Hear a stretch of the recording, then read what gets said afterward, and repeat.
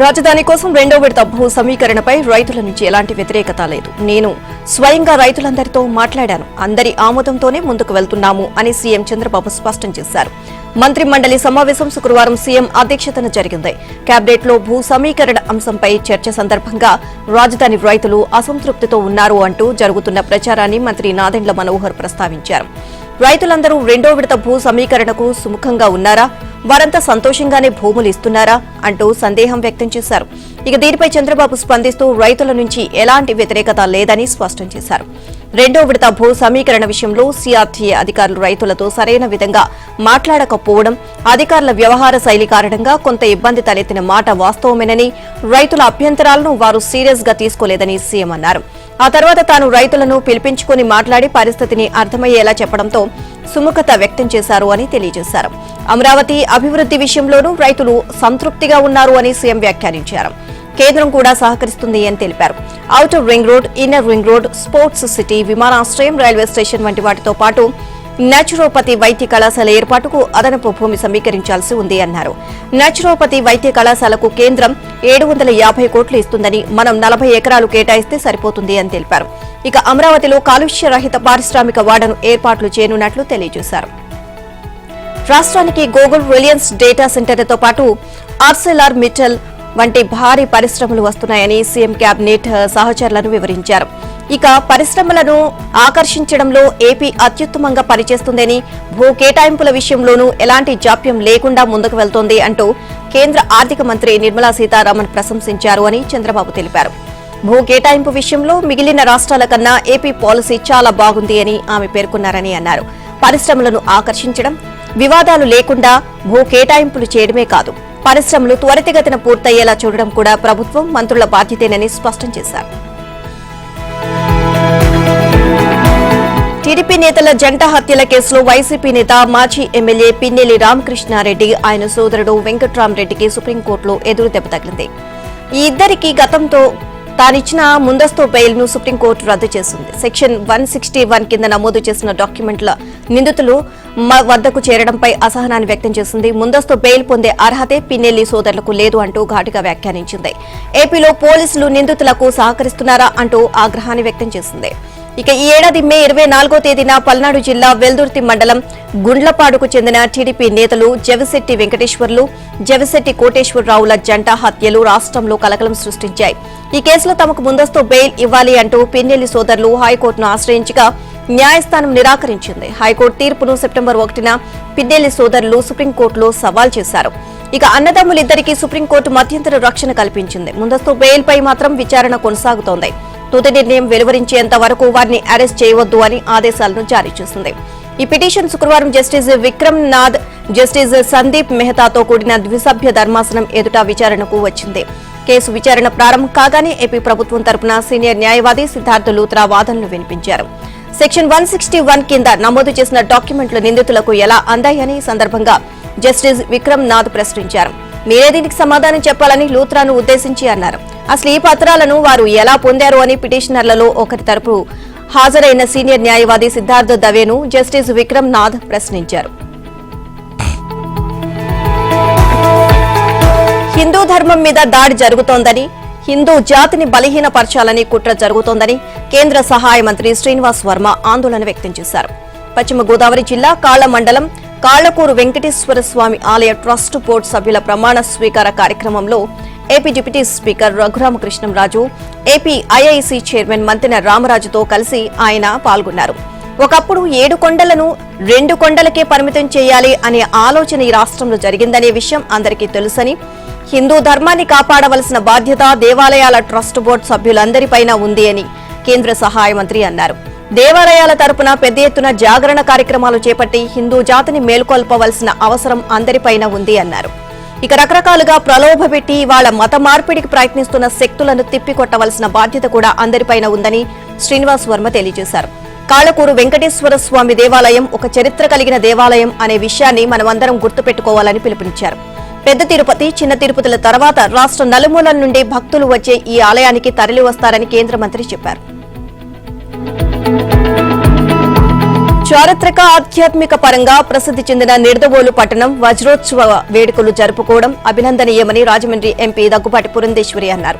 తూర్పుగోదావరి జిల్లా నిడదవోలు పురపాలక సంఘం ఏర్పడి 60 సంవత్సరాలు పూర్తయిన సందర్భంగా నిర్వహిస్తున్న వేడుకల్లో ఆమె ముఖ్య అతిథిగా పాల్గొన్నారు. ఇక పట్టణ ప్రధాన రహదారిలో నిర్వహించిన ర్యాలీలో మంత్రి కందుల దుర్గేష్ తో కలిసి ఆమె పాల్గొన్నారు. పురపాలక సంఘాన్ని సెకండ్ గ్రేడ్ నుంచి స్పెషల్ గ్రేడ్ కు పెంచుతూ జారీ అయిన ఉత్తర్వుల ప్రతిని మంత్రితో కలిసి విడుదల చేశారు. అనంతరం నిడదవోలు పట్టణాన్ని 13-14 శతాబ్దాలలో చాళుక్యులు రాజులు పరిపాలించారని, రాణి రుద్రమదేవిని వివాహమాడిన రాజు ఆమెని ఇక్కడ ఈ ప్రాంతానికి తీసుకుని వచ్చినట్లు చరిత్ర తెలుస్తోంది అన్నారు. ఇక ఆధ్యాత్మికంగా పరిశీలిస్తే ఈ ప్రాంతంలో 108 శివాలయాలు ఉన్నట్లు తెలుస్తోంది అన్నారు. ఎంతటి విశిష్టత కలిగిన నిడదవోలు పట్టణంగా ఏర్పడిన 60 సంవత్సరాలు పూర్తవడం, వేడుకలు నిర్వహించుకోవడం ఆనందదాయకమని పేర్కొన్నారు. నిడదవోలు పట్టణానికి ప్రజలకు తాగునీటి అవసరాలు తీర్చడానికి 27 కోట్ల రూపాయలు తీసుకువచ్చినట్లు చెప్పారు. ఇక గత ప్రభుత్వ కాలంలో నిర్లక్ష్యానికి గురైన రహదారుల నిర్మాణం, ఇతర అభివృద్ధి పనుల కొనసాగింపునకు నిధులు మంజూరైనట్లు వెల్లడించారు. నిడదవోలు పట్టణ అభివృద్ధికి నిరంతరం కృషి చేస్తున్న మంత్రి కందుల దుర్గేష్ ను పురంధేశ్వరి అభినందించారు. ఏపీలో రైతుల వద్ద నుండి ధాన్యం కొనుగోలు చేసే విషయంలో పౌర సరఫరాల శాఖ పూర్తిగా విఫలమైందని మాజీ మంత్రి వైసీపీ నేత అంబటి రాంబాబు విమర్శించారు. తెనాలి నియోజకవర్గంలోని కొల్లిపర మండలం దావులూరు, తూములూరు గ్రామాల్లో వరి పంటను ఆరబోసుకున్న రైతులను వైఎస్సార్ కాంగ్రెస్ పార్టీ సమన్వయకర్తలు అన్నా బతుని శివకుమార్, దొంతిరెడ్డి, వేమారెడ్డి, డైమండ్ బాబులతో కలిసి రైతులను కలిశారు. ఇక ప్రభుత్వం ఏర్పాటు చేసిన కొనుగోలు కేంద్రాల్లో ఏ మేరకు ధాన్యం కొనుగోలు జరుగుతోంది అని రాంబాబు రైతులను అడిగి తెలుసుకున్నారు. ఈ సందర్భంగా దావులూరుకి చెందిన రైతు కొనుగోలు కేంద్రాల్లో అనేక వంకలు చెప్తున్నారని, దీనిని ఆసరాగా చేసుకుని దళారులు తక్కువ ధరకు కొనుగోలు చేస్తున్నారని, గత జగన్ ప్రభుత్వంలో ధాన్యానికి మంచి ధర పలికిన విషయాన్ని వారికి గుర్తు చేశారు. ధాన్యం కొనుగోలు కేంద్రాల్లో అన్ని ఏర్పాట్లు చేసి రైతుల వద్ద ఉన్న పంటను త్వరితగతిన కొనుగోలు చేసి వారిని న్యాయం చేయాలి అని అంబటి రాంబాబు డిమాండ్ చేశారు. గత ఏడాది కాలంలో చోడవరం పోలీస్ స్టేషన్ పనితీరు బాగుందని, చాలా కాలంగా పెండింగ్ లో ఉన్న పాత కేసులను చాలా వరకు పరిష్కరించామని అనకాపల్లి జిల్లా ఎస్పీ తోహిన్ సిన్హా తెలియజేశారు. సోషల్ మీడియా వేధింపులు మరియు ఐటీ చట్టం కేసులపై ప్రత్యేక దృష్టి సారించామని అన్నారు. సైబర్ మోసాల్లో బాధితులు పోగొట్టుకున్న డబ్బును కోర్టు మరియు బ్యాంకుల సహకారంతో తిరిగి బాధితులకు ఇప్పించే ప్రక్రియను వేగవంతం చేశామని అన్నారు. అనకాపల్లి జిల్లా వ్యాప్తంగా రౌడీ షీటర్లపై కఠిన నిఘా ఉంచి వారి యొక్క కదలికలను ఎప్పటికప్పుడు గమనిస్తూ ప్రతి వారం కౌన్సిలింగ్ ఇస్తున్నామని ఎస్పీ తెలిపారు. శాంతి భద్రతలకు విఘాతం కలిగించిన మహిళలపై నేరాలకు పాల్పడిన కఠిన చర్యలు తప్పవని, చూడవరం ఒక ప్రధానమైన కూడలి కావడంతో అక్కడ రవాణాను అడ్డుకోవడానికి పోలీసులు గట్టి నిఘా ఉంచినట్లు తెలిపారు. ఇక బస్సులు మరియు వాహనాల తనిఖీలను ముమ్మరంగా చేశామని, ఎవరైనా గంజాయి రవాణా చేసినా, అమ్మినా లేదా వినియోగించినా కఠిన చర్యలు తీసుకుంటామని ఎస్పీ హెచ్చరించారు. ప్రభుత్వం తరపున ఈగల్ యూనిట్ జిల్లా స్థాయిలో ఒక కొత్త ఎన్డీపీఎస్ సెల్ ను ఏర్పాటు చేశామని ఆయన తెలిపారు. ప్రస్తుతం 80 నుంచి 90% వరకు గంజాయిని నియంత్రించామని, 100% నియంత్రించి జిల్లాను గంజాయి రహిత జిల్లాగా మార్చడమే తమ లక్ష్యమని అన్నారు. గంజాయి రవాణా లేదా వినియోగం గురించి సమాచారం ఉంటే ప్రజలు భయపడకుండా పోలీసులకు సమాచారం ఇవ్వాలని ప్రజలను కోరుతున్నట్లు ఎస్పీ సిన్హా చెప్పారు. విమానంలో శబరిమల వెళ్లే అయ్యప్ప స్వామి భక్తులకు పౌర విమానయాన శాఖ తీపి కబురు అందించింది. శబరిమల దర్శనానికి వెళ్లే అయ్యప్ప స్వామి భక్తులు విమాన ప్రయాణం సమయంలో తమ పవిత్ర ఇరుముడిని కొబ్బరికాయతో సహా ఇప్పుడు చేతి సామానుతో తమతో పాటు తీసుకువెళ్లే విధంగా ప్రత్యేక వెసులుబాటు కల్పిస్తూ కేంద్ర ప్రభుత్వం నిర్ణయం తీసుకుంది. ఈ మేరకు పౌర విమానయాన శాఖ మంత్రి రామ్మోహన్ నాయుడు ఓ ప్రకటన విడుదల చేశారు.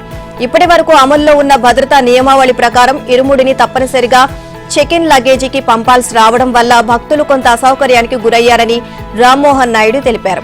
ఈ సమస్యపై తీవ్రంగా దృష్టి సారించిన ఆయన భక్తుల విశ్వాసాలను పరిగణలోకి తీసుకుని పౌర విమానయాన మంత్రిత్వ శాఖ సంబంధిత భద్రతా సంస్థలతో సమన్వయం చేసుకుని అయ్యప్ప స్వాముల కోసం ప్రత్యేక మినహాయింపు అమలు చేయాలని నిర్ణయించినట్లు వెల్లడించారు.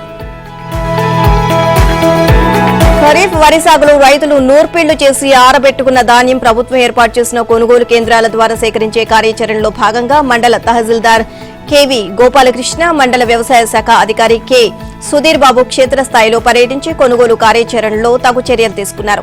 రాష్ట్ర మంత్రి నాదెండ్ల మనోహర్ ఆదేశాలతో తెనాలి మండలంలో ప్రభుత్వం ద్వారా ధాన్యం కొనుగోలు కేంద్రాలు ధాన్యం సేకరిస్తున్న క్రమంలో వాతావరణంలో వస్తున్న మార్పుల నేపథ్యంలో ఆరబెట్టిన ధాన్యం కొనుగోలు ప్రక్రియ వేగవంతం చేశారు. మంత్రి నాదెండ్ల మనోహర్ సూచనల మేరకు ప్రతి రైతుకు లబ్ధి చేకూరే విధంగా రైతు పండించిన ధాన్యం చివరి బస్తా వరకు కొనుగోలు చేసే విషయంలో జిల్లా ఉన్నతాధికారుల సూచనలతో క్షేత్రస్థాయిలో పర్యటిస్తూ రైతు అవసరాలను గుర్తించి తగు చర్యలు తీసుకోవడం జరుగుతుంది అన్నారు. వాతావరణ పరిస్థితులను దృష్టిలో ఉంచుకుని రైతుకు ఎటువంటి నష్టం జరగకూడదు అన్న భావనతో ముందుకు వెళ్తున్నామని అన్నారు. ప్రభుత్వం ధాన్యానికి మద్దతు ధర ఇచ్చి కొనుగోలు చేస్తుందని రైతులు అధైర్యపడి దళారులను నమ్మి మోసపోవద్దు అన్నారు. ట్రాన్స్పోర్ట్ సదుపాయం కల్పిస్తున్నామని ఆరబెట్టిన ధాన్యాన్ని సకాలంలో మిల్లులకు చేరేలా చూస్తాము అన్నారు. ఈ కార్యక్రమంలో రెవెన్యూ శాఖ, వ్యవసాయ శాఖ, క్షేత్రస్థాయి సిబ్బంది తదితరులు పాల్గొన్నారు. శ్రీ సత్యసాయి జిల్లా పుట్టపర్తి ఎమ్మెల్యే క్యాంపు కార్యాలయంలో ప్రజా దర్బార్ కార్యక్రమానికి విశేష స్పందన వచ్చింది. ప్రజా సమస్యల పరిష్కారానికి ఎమ్మెల్యే పల్లె సింధూర ముందడుగు వేశారు. ఇక పుట్టపర్తి ఎమ్మెల్యే క్యాంపు కార్యాలయంలో అధికారులతో కలిసి ఆమె ప్రజా దర్బార్ నిర్వహించారు. ఎమ్మెల్యే సింధూరను పెద్ద ఎత్తున ప్రజలు కలిసి తమ సమస్యలు వినిపించారు. ప్రత్యేకంగా రెవెన్యూ సంబంధిత ఫిర్యాదులు అధికంగా రావడంతో వాటి పరిష్కారానికి వెంటనే శాశ్వత చర్యలు తీసుకోవాలని రెవెన్యూ శాఖ అధికారులకు ఎమ్మెల్యే ఆదేశాలు జారీ చేశారు. ప్రజా గ్రీవెన్స్లు ఎక్కువగా ఆస్తి వివాదాలు, డ్రైనేజీ సమస్యలు, కొత్త సీసీ రోడ్ల నిర్మాణం, నూతన పెన్షన్ల మంజూరు, పక్కా ఇళ్ల కోసం వచ్చిన వినతులు ప్రధానంగా నమోదయ్యాయని ఎమ్మెల్యే సింధూర వెల్లడించారు. ప్రజల సమస్యలు వేగంగా పరిష్కారం కావడానికి ప్రతి శుక్రవారం క్రమం తప్పకుండా ప్రజా గ్రీవెన్స్ నిర్వహించనున్నట్లు ఆమె స్పష్టం చేశారు. నియోజకవర్గంలో తలెత్తే సమస్యలు మొదటి ప్రయత్నంలోనే పరిష్కారం కాకపోయినా తప్పకుండా పరిష్కారం అయ్యే విధంగా చర్యలు తీసుకుంటామని ఎమ్మెల్యే తెలియజేశారు. ఇక ప్రజా సమస్యలపై చురుకైన స్పందన, తక్షణ చర్యలతో ప్రజల్లో ఎమ్మెల్యే సింధూర కార్యక్రమం ప్రశంసలు అందుకున్నాయి. ఇక ప్రజా దర్బార్ కార్యక్రమంలో మాజీ మంత్రి పల్లె రఘునాథ్ రెడ్డి, అన్ని శాఖల ప్రభుత్వ అధికారులు పాల్గొన్నారు. తరలి రండి, ఉజ్వల తెలంగాణలో పాలు పంచుకోండి అనే నినాదంతో ప్రజా ప్రభుత్వం తెలంగాణ రైజింగ్ గ్లోబల్ సమ్మిట్ ను నిర్వహిస్తోంది.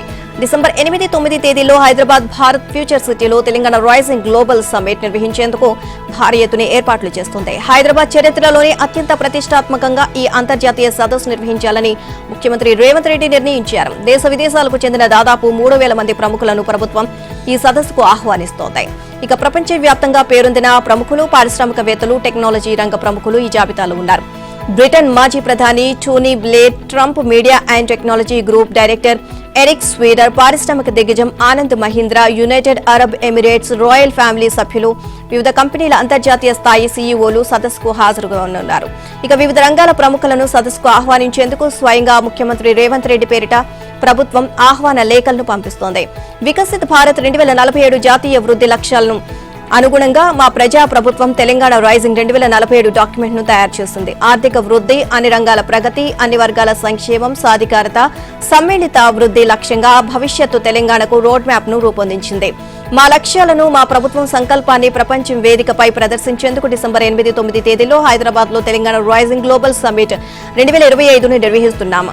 తప్పకుండా తరలిరండి అనే ఆహ్వాన సందేశంతో ఈ లేఖలు పంపించారు. ప్రభుత్వం పంపించిన ఆహ్వానం అందుకున్న ప్రముఖుల్లో కొందరు సదస్సుకు హాజరవుతున్నట్లు ప్రకటించారు.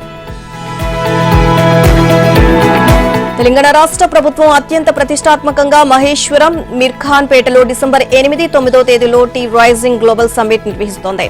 ఈ సమ్మిట్ ను దావోస్ సమ్మిట్ తరహాలో అంతర్జాతీయ ప్రమాణాలతో నిర్వహించాలని సీఎం రేవంత్ రెడ్డి అధికారులను ఆదేశించారు. గ్లోబల్ సమ్మిట్ కి పోలీస్ శాఖ పటిష్ట భద్రతా ఏర్పాట్లు మధ్య భారీ బందోబస్తు కల్పిస్తోంది. సీఎం ఆధ్వర్యంలో అంతర్జాతీయ స్థాయిలో ఈ సమ్మిట్ నిర్వహిస్తున్నందుకు లా అండ్ ఆర్డర్, ట్రాఫిక్ పోలీసులతో పాటు special branch, intelligence, octopus, Greyhounds, dog, bomb squads తో కట్టుదిట్టమైన భద్రత ఏర్పాట్లు చేస్తున్నారు. రంగారెడ్డి జిల్లా collector Narayana Reddy, Rachakonda CP Sudheer Babu, TG ICC MD Shashank, Maheshwaram DCP Narayana Reddy, water works MD Ashok Reddy, traffic డీసీపీలతో కలిసి సమ్మిట్ నిర్వహణ కమిటీ సభ్యులతో వివిధ శాఖలతో సమన్వయ సమావేశం శుక్రవారం నిర్వహించారు. ఈ సదస్సుకు సుమారు 2,500 మంది పోలీస్ బలగాలు బందోబస్తు చేపట్టనున్నారు. ఇక వీఐపీ ప్రతినిధుల చుట్టూ 3 అంచెల భద్రత ఏర్పాటు చేయనున్నారు. గ్లోబల్ సమ్మిట్ జరిగే ప్రాంతంలో అడుగడుగునా నిఘా పెట్టేందుకు సుమారు 1000కి పైగా సీసీటీవీ కెమెరాలను ఏర్పాటు చేస్తున్నారు. సెంట్రల్ పోలీస్ కంట్రోల్ రూమ్ కు అనుసంధానం చేసి పర్యవేక్షణ ఉంటుంది. మరోవైపు ట్రాఫిక్ క్రమబద్దీకరణకు సుమారు 1000 మంది ట్రాఫిక్ పోలీసులను నియమించనున్నారు. ఇక రహదారుల మళ్లింపు, రూట్ మ్యాప్లు, బారికేడ్లు ఏర్పాటు, వాహనాల పార్కింగ్ నిర్వహణ వంటి వాటి కోసం ట్రాఫిక్ మార్షల్స్ నియమించుకోనున్నారు. 2 ఏళ్ల ప్రజాపాలన విజయోత్సవాలకు ముందే సీఎం రేవంత్ రెడ్డి ప్రజల్లోకి వెళ్లాలని డిసైడ్ అయ్యారు. డిసెంబర్ 1 నుంచి 6 వరకు క్షేత్రస్థాయి పర్యటనకు శ్రీకారం చుడుతున్నారు. నారాయణపేట జిల్లా మక్తల్ నుంచి సీఎం పర్యటన ప్రారంభం కానుంది. ఆ మేరకు సీఎం షెడ్యూల్ ఖరారైంది. పంచాయతీల్లో పనుల జాతరను మొదలుపెట్టిన సీఎం రేవంత్ రెడ్డి ఇక ఇప్పుడు పట్టణాలు, మున్సిపాలిటీలు, మున్సిపల్ కార్పొరేషన్లపై దృష్టి సారించారు. ఇక మున్సిపాలిటీలు, పట్టణాల్లో అభివృద్ధి ప్రధాన ఎజెండాగా సీఎం జిల్లాల పర్యటనకు సిద్ధమయ్యారు. నారాయణపేట జిల్లా మక్తల్ నుంచి సీఎం క్షేత్రస్థాయి పర్యటనలను మొదలు పెడుతున్నారు.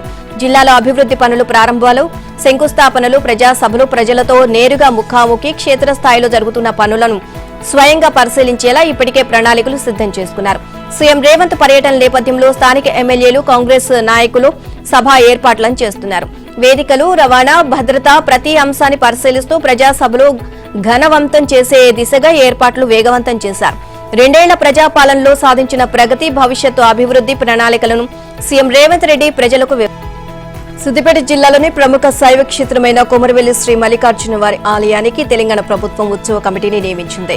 కమిటీకి చైర్మన్ గా రెడ్డి సామాజిక వర్గానికి చెందిన గంగం నరసింహారెడ్డిని నియమించడంతో జనగామ నియోజకవర్గ కేంద్రానికి చెందిన కురుమ సామాజిక వర్గం నాయకుడు కంచి రాములు, నియోజకవర్గ ఇన్ఛార్జి కొమ్మూరి ప్రతాప్ రెడ్డిపై తీవ్ర విమర్శలు చేశారు. దీనిపై నియోజకవర్గ కాంగ్రెస్ నాయకులు మాట్లాడుతూ జనగామకు చెందిన కాంగ్రెస్ నాయకుడు కంచి రాములకు గతంలోనే 2 సార్లు కొమరవెల్లి ఆలయ చైర్మన్ గా నియమిస్తున్నట్లు నియోజకవర్గ ఇన్ఛార్జి కొమ్మూరి ప్రతాప్ రెడ్డి నియామక పత్రం ఇచ్చారని తెలిపారు. కానీ పోలీసుల విచారణలో కంచి రాములపై నేర చరిత్ర ఉండడంతో క్లియరెన్స్ పత్రం ఇవ్వలేదని, నేర చరిత్ర కలిగిన వ్యక్తికి ఆలయ పాలక మండలిలో చోటు కల్పించకపోవడంతో కంచి రాములు కొమ్మూరి ప్రతాప్ రెడ్డిపై అసత్య ఆరోపణలు చేస్తున్నారని మండిపడ్డారు. ఇక నూతనంగా నియమించిన ఉత్సవ కమిటీలో 5 గొల్ల కురుములకు స్థానం కల్పించినట్లు గుర్తు చేశారు. సీఎం రేవంత్ రెడ్డి బీసీలకు 42% కల్పిస్తాము అన్న దానికి కొమరవెల్లి ఆలయ పాలక మండలిలో 8 మంది బీసీలకు అవకాశం కల్పించి 75%గా ఆలయ పాలక మండలిగా నియమించడం పట్ల వారు హర్షం వ్యక్తం చేశారు. ఇప్పటికైనా కంచి రాములు బేషరతుగా కొమ్మూరి ప్రతాప్ రెడ్డికి క్షమాపణ చెప్పాలి అని సూచించారు.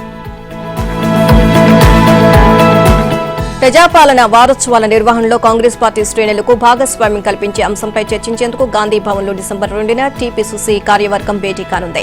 టీపీసీసీ అధ్యక్షుడు మహేష్ గౌడ్ అధ్యక్షతన జరిగే ఈ సమావేశంలో సీఎం రేవంత్ రెడ్డి, పార్టీ రాష్ట్ర వ్యవహారాల ఇన్ఛార్జి మీనాక్షి నటరాజన్, కార్యవర్గ సభ్యులు, నూతనంగా నియమితులైన జిల్లా, పట్టణ కాంగ్రెస్ కమిటీల అధ్యక్షులు తదితరులు పాల్గొనున్నారు. సీఎం రేవంత్ రెడ్డితో శుక్రవారం ఆయన నివాసంలో మహేష్ గౌడ్ భేటీ అయ్యారు. రాష్ట్రంలో జరుగుతున్న పంచాయతీ ఎన్నికల్లో పార్టీ అనుసరించాల్సిన వ్యూహం, ప్రజా పాలన వారోత్సవాలను విజయవంతం చేయడం తదితర అంశాలపై ఇరువురు చర్చించారు. ఈ సందర్భంగా డిసెంబర్ 2న గాంధీ భవన్లో టీపీసీసీ కార్యవర్గ సమావేశాన్ని నిర్వహించి జిల్లా, పట్టణ కాంగ్రెస్ కమిటీల అధ్యక్షులను ఆహ్వానించాలని, ఆ సమావేశంలో ప్రజాపాలన వారోత్సవాలను విజయవంతం చేసే అంశంపై దిశానిర్దేశం చేయాలని నిర్ణయించారు. అలాగే పెండింగ్ లో ఉన్న 3 జిల్లా, పట్టణ కాంగ్రెస్ కమిటీల అధ్యక్షుల నియామకంపైన చర్చించారు. వివాదాలను పరిష్కరించి కార్యవర్గం భేటీ నాటిగా కమిటీల అధ్యక్షుల నియామకాన్ని పూర్తి చేయాలి అనుకున్నారు. దేశం కోసం ఆస్తులతో పాటు ప్రాణాలను త్యాగం చేసిన చరిత్ర రాహుల్ గాంధీ కుటుంబానికి ఉందని టీపీసీసీ కార్యనిర్వాహక అధ్యక్షుడు తూర్పు జగ్గారెడ్డి అన్నారు. రాహుల్ కుటుంబానికి 3 ఎంపీ పదవులు అవసరమా అంటూ బీజేపీ ఎంపీకి లక్ష్మణ్ చేసిన వ్యాఖ్యలపై ఆయన స్పందిస్తూ, దేశం కోసం ఏం చేశావని ఎంపీతో సహా ఇతర పదవులను తీసుకున్నావు అని లక్ష్మణ్ ప్రశ్నించారు.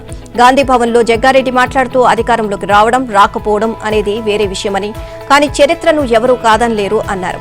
ఇక స్వాతంత్ర్యం వచ్చిన తర్వాత దేశానికి తొలి ప్రధానిగా ఉన్న నెహ్రూ ఐఎఫ్సీఐ ఏర్పాటు చేసి కరువు కాలంలోనూ పేదలకు బియ్యం అందించి ఏర్పాటు చేశారన్నారు. ఇందిరాగాంధీ ప్రధానిగా ఉన్నప్పుడు పెత్తందారుల భూమిని పేదలకు పంచారని, బ్యాంకులను జాతీయం చేశారని కొనియాడారు. బాలానగర్లో ఐటీపీఎల్తో సహా అనేక సంస్థలను ఏర్పాటు చేసింది కాంగ్రెసేనని గుర్తు చేశారు. సర్దార్ వల్లభాయ్ పటేల్ కూడా నెహ్రూ కేబినెట్లో మంత్రిగా పనిచేశారని, కాంగ్రెస్ నాయకుడైన ఆయనను బీజేపీ నేతలు తమ వాడని చెప్పుకుంటున్నారు అని ఎద్దేవి చేశారు. సోనియా, రాహుల్ కు ప్రధాని అయ్యే అవకాశం ఉన్నా 2 సార్లు మన్మోహన్ సింగ్ నే ప్రధాని చేశారని గుర్తు చేశారు. ఇక ఉపాధి హామీ వంటి అద్భుత పథకాన్ని అమలు చేసిన ఘనత సోనియాదేనని అన్నారు. 12 ఏళ్ల పాలనలో మోదీ, అమిత్ షా దేశానికి ఏం చేశారు?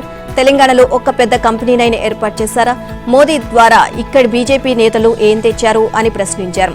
దొంగ ఓట్లతోనే 2 సార్లు బీజేపీ అధికారంలోకి వచ్చిందని దుయ్యబట్టారు. గ్రామ అభివృద్ధిలో కీలకమైన సర్పంచ్, వార్డు సభ్యుల ఎన్నికల నామినేషన్ల ప్రక్రియ మహబూబాబాద్ జిల్లాలో 2వ రోజు ఉత్సాహంగా కొనసాగింది. ఇక ఎన్నికల్లో పోటీ చేసే సర్పంచ్, వార్డు సభ్యులకు తప్పనిసరిగా ఇంటి పన్నులు, నీటి పన్నులు, ఇతర పంచాయతీ బకాయి పన్నులు పూర్తిగా చెల్లించి ఉండాలి. నామినేషన్ పత్రంతో పాటు గ్రామ పంచాయతీ నుంచి పొందిన నో డ్యూస్ సర్టిఫికేట్ జత చేయాల్సి ఉండడంతో ఎన్నికల బరిలో నిలిచే అభ్యర్థులు గ్రామ పంచాయతీలకు బకాయిలు చెల్లించి నో డ్యూస్ ధ్రువపత్రాలు పొందుతున్నారు. దీంతో ఎంతో కాలంగా బకాయిలు చెల్లిస్తూ ఉండడంతో గ్రామ పంచాయతీ సిబ్బంది ఆనందానికి అవధులు లేకుండా పోయాయి. ఇక రెండవ రోజు సర్పంచ్గా బరిలో నిలిచే అభ్యర్థులు తమ నామినేషన్ పత్రాలను నామినేషన్ కేంద్రంలోని ఎన్నికల రిటర్నింగ్ అధికారులకు అందజేశారు. నామినేషన్ కేంద్రాల వద్ద పోలీసులు బందోబస్తు ఏర్పాటు చేశారు. నామినేషన్ కేంద్రంలోకి అభ్యర్థితో పాటు ముగ్గురిని అనుమతించారు. మహబూబాబాద్ మండలంలో వివిధ గ్రామాల్లో సర్పంచ్ స్థానానికి 35 మంది వార్డు సభ్యుల స్థానానికి 32 మంది నామినేషన్లు దాఖలు చేశారు. అలాగే నెల్లికుదురు మండలంలో సర్పంచ్ స్థానానికి 63 మంది, వార్డు సభ్యుల స్థానానికి 55 మంది, కే సముద్రం మండలంలోని సర్పంచ్ స్థానానికి 27 మంది, వార్డు సభ్యుల స్థానానికి 38 మంది దాఖలు చేశారు. ఇక ఇనుగుర్తి మండలంలో సర్పంచ్ స్థానానికి 24 మంది, వార్డు సభ్యుల స్థానానికి 14 మంది నామినేషన్లను ఎన్నికల రిటర్నింగ్ అధికారులకు సమర్పించారు. తెలంగాణలోని పల్నాడు రెస్టారెంట్లో డ్రగ్స్ తీగ దొరికింది. భారీ నైజీరియన్ డ్రగ్స్ కార్టెల్ డొంక కదిలింది. వినూత్నంగా వస్త్రాలు, బూట్లు, సౌందర్య ఉత్పత్తుల పార్సిళ్లలో వాటితో పాటు డ్రగ్స్ పెట్టి సరఫరా చేస్తున్న నెట్వర్క్ గుట్టు బయటపడింది. ఇక మల్నాడు రెస్టారెంట్ కేసులో ఢిల్లీ నుంచి వచ్చిన పార్సిల్ ను స్వాధీనం చేసుకున్న ఈగల్ అధికారులు అందులోని చెప్పుల్లో డ్రగ్స్ ను గుర్తించారు. ఈ పార్సిల్ ను ఢిల్లీ నుంచి పంపిన నైజీరియాను గుర్తించి 4 నెలల క్రితం ఆపరేషన్ ప్రారంభించారు. 15 రోజులు పూర్తిగా ఢిల్లీలోని మకాం వేశారు. గురువారం అక్కడి పోలీసులతో కలిసి ఆపరేషన్ చేపట్టి భారీ డ్రగ్స్ రాకెట్ గుట్టు రట్టు చేశారు. శుక్రవారం ఢిల్లీ పోలీస్ ప్రధాన కార్యాలయంలో తెలంగాణ ఈగల్ బృందం, SP Sitaram, Delhi crime branch JCP Surendra Kumar operation eagle force వివరాలను తెలిపారు. 18 ప్రాంతాల్లో చేపట్టిన ఈ ఆపరేషన్ లో తెలంగాణ నుంచి 180 మంది పోలీసులు పాల్గొన్నారని తెలియజేశారు. ఇండియన్ ఎయిర్ ఫోర్స్ అధికారిగా నటిస్తూ యూనిఫామ్ ధరించి నిరుద్యోగులను ఉద్యోగాల పేరుతో మోసం చేస్తూ పలువురు మహిళలతో సన్నిహిత సంబంధాలు పెట్టుకున్న ఓ వ్యక్తిని సైదాబాద్ పోలీసులు అరెస్ట్ చేశారు. ఇక అతడి వద్ద ఎయిర్ ఫోర్స్ యూనిఫామ్, 2 ఫోన్లు స్వాధీనం చేసుకున్నారు. బీహార్ రాష్ట్రం పాట్నా జిల్లా రాంపూర్ గ్రామానికి చెందిన ఎండీ షాజాద్ ఆలం కొంతకాలంగా సైదాబాద్ శంకేశ్వర్ బజార్లోని ప్రసాద్ నిలయంలో నివాసం ఉంటున్నాడు. ఇక ఇండియన్ ఎయిర్ ఫోర్స్ లో అధికారికంగా పనిచేస్తున్నాను అని, తన పలుకుబడితో ఉద్యోగం ఇప్పిస్తానని అమాయక యువతులతో బేరసారాలు సాగిస్తున్నాడు. నిందితుడు ఉన్నత స్థాయి పరిచయాలు ఉన్నాయి అంటూ తప్పుడు హామీలు ఇస్తూ యువతను మోసగించినట్లు ఆరోపణలు వచ్చాయి. అయితే ఇతడి వ్యవహారంపై నిఘా పెట్టిన పోలీసులు శంఖేశ్వర్ బజార్లోని గోల్డ్ ఏజ్ హోమ్ సమీపంలో ఇండియన్ ఎయిర్ ఫోర్స్ యూనిఫామ్లో ఉండగా అదుపులోకి తీసుకున్నారు. ఇక అతన్ని గుర్తింపు అర్హతల గురించి ప్రశ్నించగా అతను ఎటువంటి రుజువును చూపలేకపోయాడు. ఉద్యోగాల పేరిట యువతను మోసం చేయాలి అనే ఉద్దేశంతో అతను భారత వైమానిక దళ యూనిఫామ్ ధరించి ఉన్నట్లు పోలీసులు నిర్ధారించారు. అతడి వద్ద 2 ఫోన్లు, వైమానిక దళ యూనిఫామ్ వస్తువులను స్వాధీనం చేసుకున్నారు. నూజివీడు నియోజకవర్గాన్ని ఎన్టీఆర్ జిల్లాలో కలపాలి అని జేఏసీ ఆధ్వర్యంలో నిరసన దీక్షలు కొనసాగుతున్నాయి. నూజివీడు ప్రాంతాన్ని ఏలూరు జిల్లా నుంచి విడదీసి ఎన్టీఆర్ జిల్లాలో విలీనం చేయాలి అనే డిమాండ్ రోజురోజుకు తీవ్ర రూపం, ఉద్యమం దాల్చుతోంది. ఇక ఎన్నికల ప్రచారంలో ముఖ్యమంత్రి చంద్రబాబు హామీని నిలబెట్టుకోవాలి అంటూ నూజివీడు సాధన సమితి సభ్యులు డిమాండ్ చేస్తున్నారు. గతంలో ప్రజాభిప్రాయానికి విరుద్ధంగా వైసీపీ ప్రభుత్వం తీసుకున్న అనాలోచిత నిర్ణయాన్ని సరిచేయాలని రాష్ట్ర ప్రభుత్వాన్ని నూజివీడు ప్రజలు వేడుకుంటున్నారు. మరోవైపు వరుసగా కోర్టు విధులను బహిష్కరించి న్యాయవాదులు రోడ్డెక్కి నిరసన సెగను చూపిస్తున్నారు. మరోవైపు ఉద్యమకారులకు మద్దతు పలికిన జనసేన, సిపిఐ, సిపిఎం, బీజేపీ పార్టీలతో పాటు అన్ని వర్గాల నుంచి మద్దతు లభిస్తోంది. ఇక ముసునూరు, ఆగిరిపల్లి, నూజివీడు, చాట్రాయి మండలాల్లో ఇవాళ జాయింట్ యాక్షన్ కమిటీ బంద్కు పిలుపు. ప్రపంచంలోనే అత్యంత ఎత్తైన శ్రీరాముడి విగ్రహాన్ని ప్రధానమంత్రి నరేంద్ర మోదీ శుక్రవారం ఆవిష్కరించారు. దక్షిణ గోవాలోని శ్రీ సంస్థాన్ గోకర్ణ పర్తగాలి జీవోత్తమ్ మఠంలో ఏర్పాటు చేసిన 77 అడుగుల కాంస్య విగ్రహాన్ని ప్రారంభించారు. మఠం 550వ వార్షికోత్సవం సందర్భంగా అక్కడ పర్యటించిన ప్రధాని మోదీ విగ్రహాన్ని ఆవిష్కరించారు. కార్యక్రమానికి రాష్ట్ర గవర్నర్ అశోక్ గజపతి రాజు, సీఎం ప్రమోద్ సావంత్, పలువురు రాష్ట్ర మంత్రులు హాజరయ్యారు. ఉగ్ర దాడులు జరిగినప్పుడు గత ప్రభుత్వాలు ఎలాంటి చర్యలు తీసుకోలేదని ప్రధాని మోదీ ఆరోపించారు. అయితే ప్రస్తుత నవభారతం తన ప్రజలను రక్షించుకోవడంలో వెనకడుగు వేయలేదని, ఇక ఎవరికీ తల వంచదు అని స్పష్టం చేశారు. కర్ణాటకలో ఒక రోజు పర్యటనలో భాగంగా ఆయన ఉడిపికి వచ్చారు. పర్యాయ పుత్తేగే మఠాధిపతి సుగేంద్ర తీర్థ స్వామీజీ మోదీకి ఘన స్వాగతం పలికారు. కనకన కిండి ద్వారా శ్రీకృష్ణుడి మూల విరాట్ ను ప్రధాని దర్శించుకున్నారు. కనకదాసుకు పుష్పార్చన చేసి కనక కిండికి ఏర్పాటు చేసిన బంగారు కవచాన్ని, సువర్ణ తీర్థ మండపాన్ని ఆయన ప్రారంభించారు. ఆ తర్వాత శ్రీకృష్ణ మఠం నిర్వహించిన లక్షకంఠ భగవద్గీత పఠనంలో పాల్గొని గీత పారాయణం చేశారు. అనంతరం భక్తులను ఉద్దేశించి మోదీ ప్రసంగించారు. అయోధ్య రామ జన్మభూమి పోరాటంలో ఉడిపి మఠం కీలక పాత్ర పోషించిందని, ఈ విషయం దేశానికి తెలుసు. పార్లమెంట్ శీతాకాల సమావేశాల్లో ఢిల్లీతో సహా దేశవ్యాప్తంగా పలు నగరాల్లో నెలకొన్న గాలి కాలుష్యంపై చర్చించాలని లోక్సభ ప్రతిపక్ష నేత రాహుల్ గాంధీ డిమాండ్ చేశారు. గాలి కాలుష్యంపై కేంద్రానికి ఎలాంటి అప్రమత్తత, ప్రణాళిక, జవాబుదారీతనం లేదని ఆరోపించారు. ఇలాంటి హెల్త్ ఎమర్జెన్సీపై ప్రధానమంత్రి నరేంద్ర మోదీ ఎందుకు మౌనం పాటిస్తున్నారని ప్రశ్నించారు. డిసెంబర్ 1న పార్లమెంట్ సమావేశాలు ప్రారంభం కానున్న నేపథ్యంలో కొంతమంది తల్లులతో మాట్లాడిన వీడియోను రాహుల్ గాంధీ ఎక్స్ వేదికగా పోస్ట్ చేశారు. మరోవైపు పార్లమెంట్లో అనుసరించాల్సిన వ్యూహాలపై చర్చించేందుకు నవంబర్ 30న సాయంత్రం 5 గంటలకు కాంగ్రెస్ కీలక సమావేశాన్ని ఏర్పాటు చేయనుంది. 10 జన్పథ్లో ఉన్న సోనియా గాంధీ నివాసంలో ఈ సమావేశం జరగనుంది.